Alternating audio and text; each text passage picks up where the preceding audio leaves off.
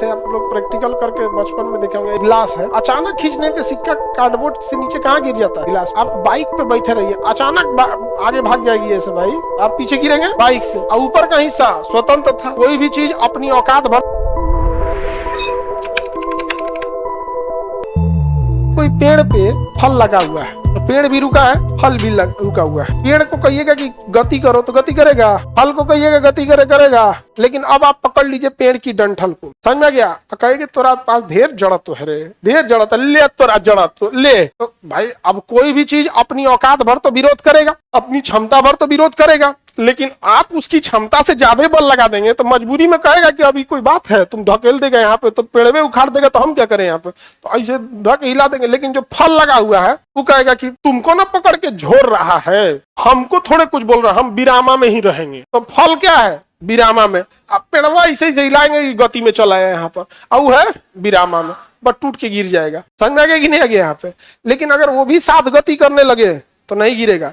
इसलिए पेड़ को आराम आराम से हिलाइएगा, एकदम आराम आराम से, ताकि फल भी सतवे हिलने लगे। आराम आराम हिलाएगा तब नहीं, तब पेड़ में से फल नहीं गिरे। आपको झटका देना पड़ेगा ताकि दोनों के बीच का कनेक्शन टूट जाए। समझ में आएगी नहीं गया।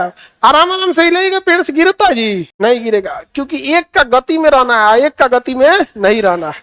तो विरामा का जरूरत तो समझ में आ गया कि आप बहुत विरोध कर रहे थे।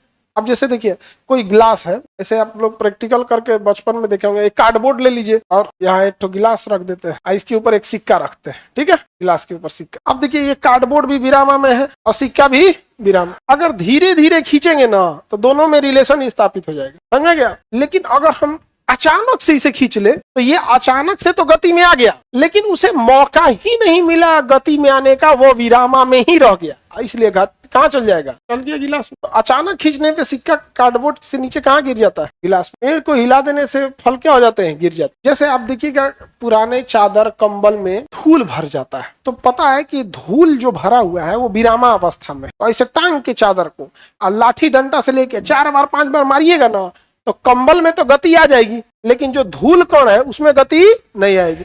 तो धूल कण वहीं रह जाएगा और कंबल आगे बढ़ जाएगा, तो धूल नीचे गिर जाएगा यहाँ पे। तो कौन सा जड़त, विरामा का जड़त। आप बाइक पे बैठे रहिए, अचानक आगे भाग जाएगी ऐसे भाई, आप पीछे गिरेंगे। कौन सा जड़त, विरामा का जड़त, क्योंकि आप तो वहीं थे, ऐसे बाइक पे बैठे थे, आप तो वहीं थे। जबकि आपका कमर का हिस्सा किससे जुड़ा था, बाइक से, और ऊपर का हिस्सा स्वतंत्र था। तो ऊपर का हिस्सा कह रहा है कि भाई हम तो स्वतंत्र है, तो नीचे वाले के बाइक में भाग गया, चलो अब पीछे क्या हो जाता है, इसे तब गिरने लगते हैं। तो ये कौन सा जड़त, विरामा का जड़त। तो समझ में आ गया कि नहीं आ गया।